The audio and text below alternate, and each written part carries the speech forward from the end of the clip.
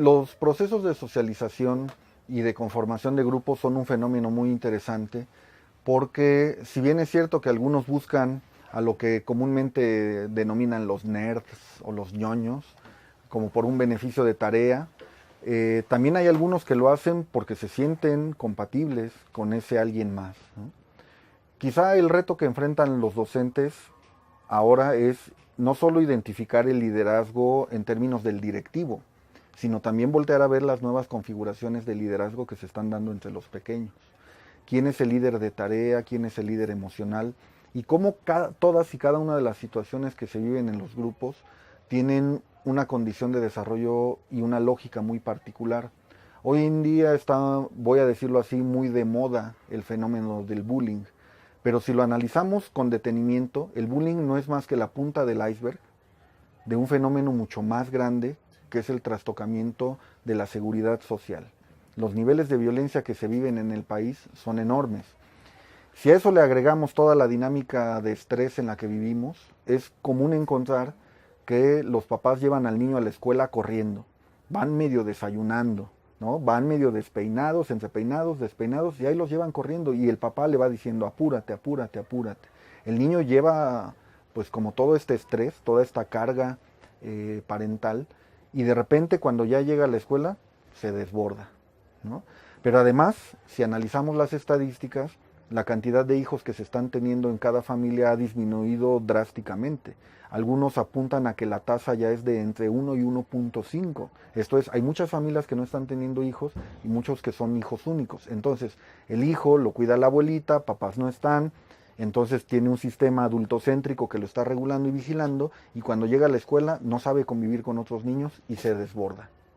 Entonces, si combinamos estos aspectos de cómo se está dando la dinámica en el núcleo familiar y cómo se está dando a nivel macro en la sociedad, no es de extrañarse que los grupos que se están dando en cada una de las escuelas obedezcan a estas lógicas que de repente pudieran parecer trastocadas para nosotros, pero que son lógicas a las que nos tenemos que ir adecuando.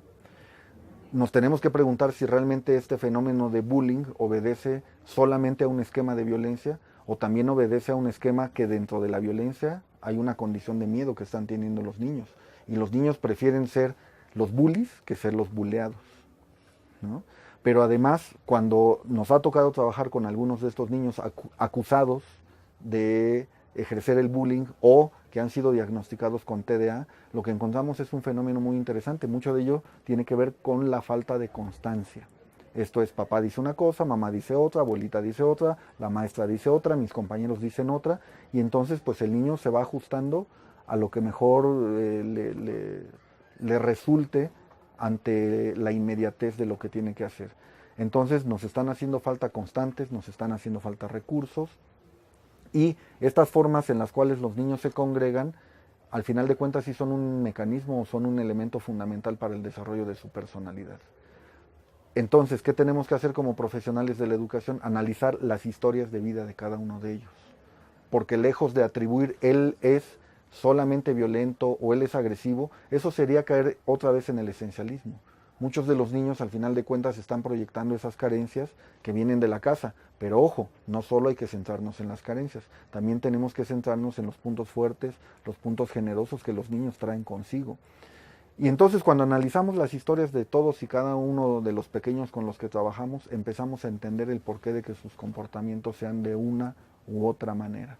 Y eso de repente tiene que ver no solo, ahorita poníamos el ejemplo de la violencia, pero tiene que ver también con algunas diferencias de género. Hay niñas que asumen que no pueden dirigirse al maestro. Si el maestro es varón, tienen que rendirle toda la pleitesía. Y entonces eso ha sido muy fuerte. Hemos encontrado niños que no le hacen caso a la maestra, me refiero a niños varoncitos, ¿no? Porque la maestra es mujer y en casa pues la mujer es golpeada, la mujer es vejada, la mujer es vista eh, como un aspecto menor, ¿no? Entonces empiezan a entrecruzar muchos fenómenos. Si a eso le agregamos el aspecto económico, hay maestros que padecen mucho, por ejemplo, en las escuelas particulares, porque vienen de niños que trabajan con niños que tienen muchos recursos económicos y los niños se dan cuenta que a lo mejor el maestro no lo tiene y les enseñan que el maestro es su empleado Y de manera inversa, hay niños que están idolatrando ser como el maestro porque el maestro trae un celular o un mejor coche que el de su papá. Entonces se entretejen tantas condiciones que la invitación sería para nuestros profesores en formación que se den cuenta que todos y cada uno, incluidos nosotros, tenemos una lógica de desarrollo, tenemos una historia propia, y eso de alguna manera es lo que constituye las nuevas formas de educación inclusiva, la diversidad funcional. Si yo, maestro, no me pienso como diverso ante los otros, estaré fracasando. Yo también soy diverso ante los demás y tenemos que empatar nuestras lógicas de desarrollo para encontrar un común denominador que nos lleve a un bien común.